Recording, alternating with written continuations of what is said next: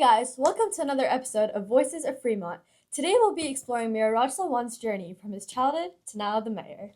And to help us with answering these questions a little more casually, we actually prepared 6 varying levels of hot sauce to help us. So, do you have a good spice tolerance? Yeah, I think so. Okay. But I went to Angry Chicks and I got their hot sandwich and I felt it was super hot. So maybe I don't, so we'll see. Okay, how about you? Not at all. Okay, At all. okay. Well, I personally think I have a great one, so we're about to find out. All right, Okay. let's do it. So, Mayor Salwan, what was it like growing up here in Fremont? Well, Michael, it was great. I had a great time. For my family, Fremont was relatively inexpensive back then. We had a 1-bedroom apartment. I think it was about $300. So the 5 of us lived in a 1-bedroom unit, and I could walk to school. I went to Vallejo Mill Elementary. Fremont was a relatively safe city, like it is now. We had lots of parks, good school. It was near the BART station, so all around just a great place. Okay. Actually, speaking about Fremont, what are the differences from when you were a child to how it is now? Well, I think Fremont back then was more of a bedroom type community. We didn't have a lot of businesses. And also, it wasn't as diverse. Back then, I think I was one of the few Asian Americans in my school and in my class.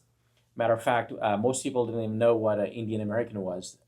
Whenever they talked about Native Americans, they pointed to me. And I had to explain to them, no, I'm not a Native American.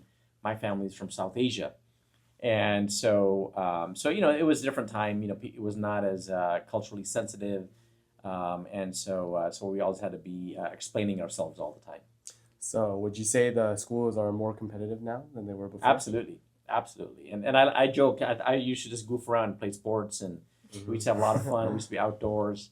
But that was like pre-internet, right? So, now you guys have so many distractions. So it's very hard to maintain focus. So we played a lot of sports. Then we studied hard. So it was good, but nothing like what you guys are doing. You guys are intense competition. Right. Yeah. Are there any specific stories or experiences from your childhood that shaped you to who you are today? Well, I think just, growing up, poor, moving around a lot, it helped shape my perspective for people that are, disenfranchised or people that are not as successful. So I always wanted to see people succeed, and so I never thought that I would be in politics. I just wanted to survive, have a career, and take care of my family. Right. So it was definitely a great experience. Okay. So, I think it's about time we start with the salsa. Oh, boy. Yeah. So here, we actually have the mild one first to, warm up. Okay. So, Easy, if everyone would grab a chip and join All me. right, let's do like a 3, 2, 1. Okay, yeah. easy. Okay. All righty. This shouldn't be too bad. Here it goes. 3, 2, 1. Easy. Yeah, it's not bad. Not bad at all. Mm-hmm. I'm not gonna lie, I'm already feeling it. But Really? Oh, wow. No way. I'm serious. I'm so serious. Okay, well, let's get a quick rapid fire round. Mm-hmm. Okay. Okay, Hard question. milk first or cereal first? Cereal first, followed by milk. What was your favorite childhood game? Basketball. Oh, Okay, Coke or Pepsi? Coke all the way. All right, good. Should pineapple be on pizza? Absolutely not. No. I don't know about that. So, what was your favorite comfort food as a child? A pizza. Okay. Oh, that makes sense. What's your go-to order? I can't think of it right now. Do you think hot dogs are a sandwich? Absolutely not. No, it's a sandwich. If a sub is a sandwich, a hot dog is a sandwich. It doesn't look like a hot dog. Why do you have a hot dog bun then? The bun is the same as a sub. You can make a sub out of a hot dog bun. I know, but it's a specialized bun. No, For hot dogs. No, wait. Just If give you up. add Just more- give up. Okay. Just give up. Fine. Okay. Okay. So now I want to ask a few questions about you becoming a vet. So we were actually very shocked to know that you were a vet before being a mayor. Were you always decided that you wanted to be a vet? Yeah, I was one of those crazy kids that always loved animals. Used to bring the dogs and cats home, and I'm still a vet, by the way. Oh, okay. Yeah, Oh. yeah. So been doing it for 26 years. Mm. I used to write little history reports when I was a kid about the oldest veterinarians and how the first procedures were done and things like that. So and if you're superstitious, my the guy who makes the horoscopes when I was born said that I'd be a veterinarian. Oh, Yeah. okay. So that held true. Oh, Okay. so did you major in something like that in college? Yeah, so I did biological sciences at UC Irvine, Mm-hmm. and then I got into veterinary school after 3 years. So then I went there and became a veterinarian, Yeah. and was a lot of hands-on and learned a lot of procedures and surgery. So it's been great. You just decided to switch all of a sudden, or No, I never switched. The biological sciences is a prerequisite oh, to get into okay. veterinarian, just like a medical doctor. It's the same program whether you're a dentist, a veterinarian, chiropractor. It's the same field. I Right. see. Mm-hmm. Okay, were there any particular moments while you were a vet where you felt like it was a very like accomplishing feeling? Well, it's every day. Every day. We're seeing so many patients, helping people. The pets have gone from the backyard to people's homes, and now they're in their bed. So they're kind of codependent, with the animals being dependent on the people. And so every day I see, we do C-sections. We have a bulldog that has difficulty giving birth, and we do a C-section, and we have these 5 beautiful puppies, that we saved their life. Every day dogs get into chemicals or toxicities, and we're able to reverse them or give antidotes and get them better. And so it's amazing sometimes just the impact a pet can have on a person. Yeah. Because when you come home, your kids might not want to talk to you, your wife might be busy, but your dog, he's always there. Yeah. And he's always like, "Hey, buddy, come on up." They're very loyal, very committed, and they always cheer you up. So, Mhm. do you have any pets at home? Yes. So right now I have a big dog. Mm-hmm. His name is Simba, and he's a lot of work, but he's like a big puppy dog. What breed? He's like a shepherd mix. Okay, Yeah. that's pretty cool. Yeah. So Is he rescued? Rescue. Somebody couldn't keep him, Okay. and so then we kept him. Oh, Yeah. nice. My son got attached to him. Before the kids, I used to have lots of animals, and then hopefully as they get more mature, then I'll be adding more to the collection. Did you have a very interesting animal or anything?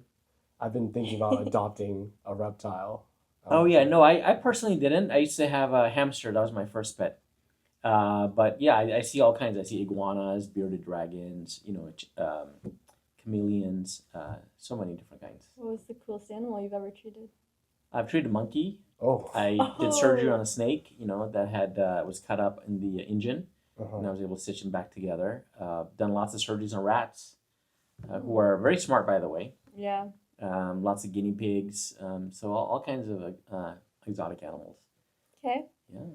So I think for me, the spice wore off after the first one. Now Spice I'm is ready. crazy. I'm ready. Ready now? Okay. Okay, stop making fun of me. But second, This is the medium, or what is this? this is Second actually place? we don't know what these are. We had the people behind who were setting this up just mix them randomly, Yeah. and we It's just the know level it's in of the order. spices, We just yeah. know it's in order, and that's it. Okay.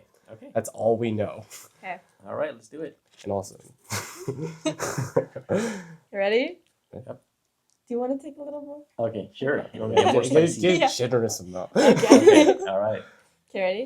Uh-huh. 3, 2, 1.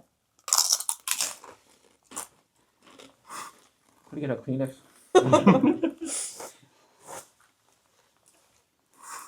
I hate not the bad. production. Is it spicy? This is spicy.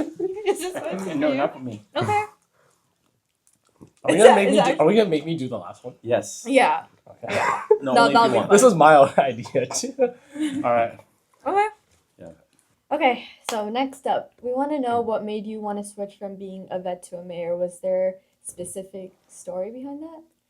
Well, I wouldn't say switch, but it's kind of an evolution. Right. I'm still a veterinarian, by the way, and I still see patients Yeah. from time to time. But I kind of got appointed by former Mayor Bob Wasserman. Mhm. So my dad, is one of those uncles that always, helped the community, and so he knew the mayor, Bob Wasserman. So I came out of college, and he's like, "Hey, Raj, you seem like a nice kid. How about you get on Human Relation Commission?" Mm. And at that time, I had no idea what any commission was, and I had no interest, to be honest with you, at that time. Mhm. But because he asked me, I couldn't really say no. I felt like, okay, the mayor appoints me, I should at least try to, be supportive. Once I got on the commission, I saw all the issues and concerns in our community. Mhm. And so I was like, wow, there's a lot going on that I don't know about. And so this was a way for me to kind of give back to my community. Mm. And also I had good temperament. I could work with different groups, people that did not agree with each other, and try to get out some consensus. And so the mayor liked that, so then he appointed me to planning commission after a couple of years. And then once you're on planning commission, you're on TV. You got more people asking you questions. You're making decisions. People, if they like your decision making, then they want you to go up, and that's where city council came in. So then I kind of worked out from there. And before I even decided to run for mayor, people were already, oh, Raj is going to be the next mayor. Oh. And I was like, wait. So it was kind of just assumed because I had done so much work in the community Right. that many people felt, well, you know what, he's probably the most qualified, and he has the understanding, the experience, and he works well with many different kinds of people. So that's how I kind of decided to become mayor. Were you confident that you would be the mayor too at one point? I felt good. Yes. Okay. Yeah, I felt good. You should never be overconfident, but I Right. felt like with my track record and my history that I could demonstrate results. And that's one thing I will say, that whenever I ever ran for a campaign, I only committed to what I could get done. I never made false commitment. I never told people I'll do something that I could not deliver on. So whatever I have campaigned on, I have always delivered on. Okay. I mean, so since you were in Fremont right out of uni and you also came to like school here, did it give you any insights on that you used to become mayor? Yeah, growing up here, I kind of have kind of an insider perspective in the sense that I kind of know, what the greatness of Fremont, what makes Fremont a great community. And so we want to make sure we preserve that, our history, our culture, our wonderful places we have. But also I see the evolution of how, we have different newer immigrants, newer communities, and try to make them part of the Fremont family. And how do we, keep the best of Fremont while we continue to grow in a way that preserves our history, but also look into a promising future. Is Well- it ever challenging for you to bring in so many different groups and make everyone feel like they're included? It's always a challenge, but I always try. I'm always willing to meet people, talk to them, and just trying to bring everybody on the same level. Right. Right. So. How about some chips?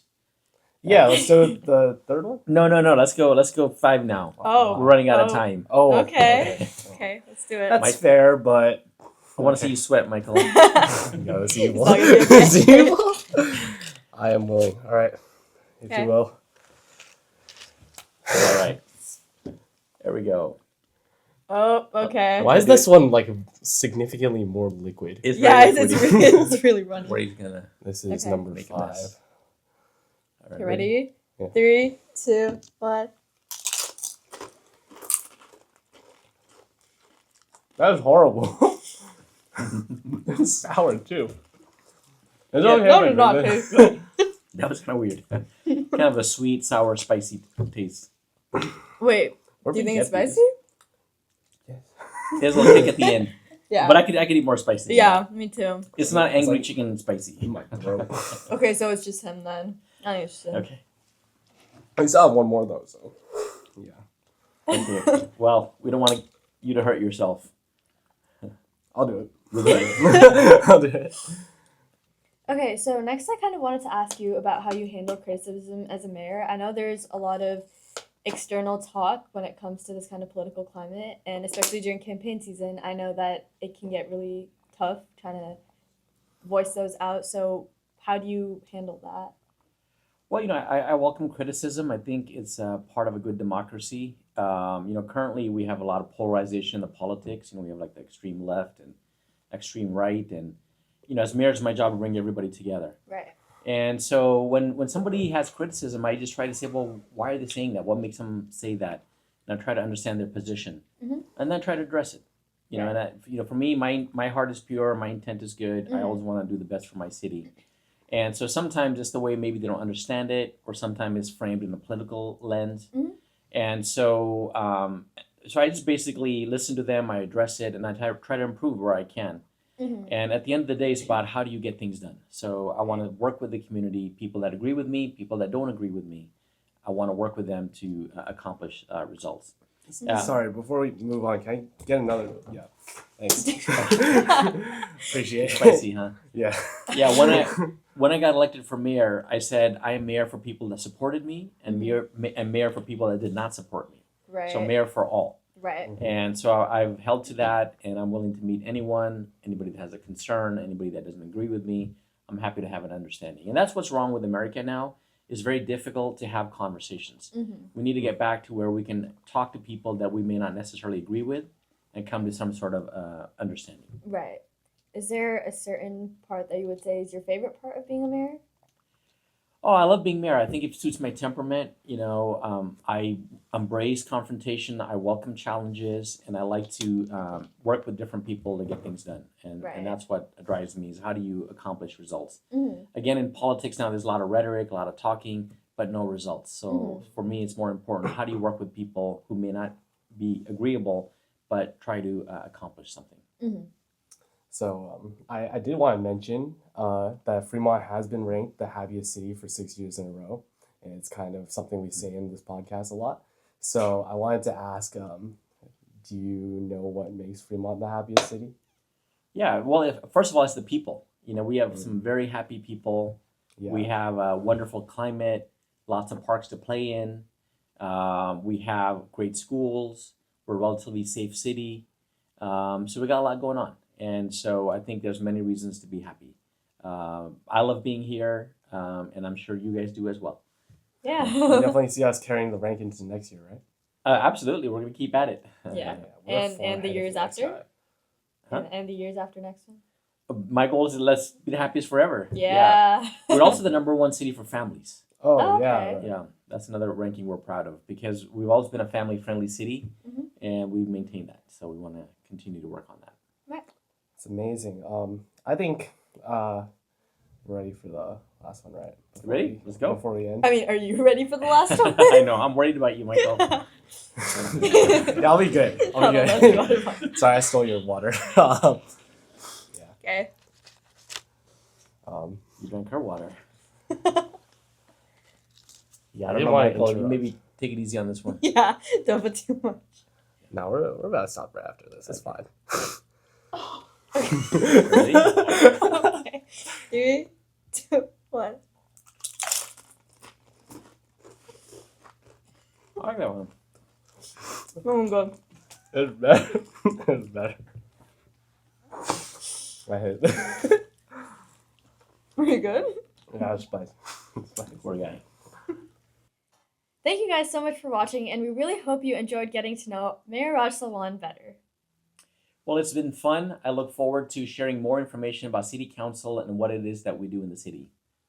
Stay tuned, stay happy.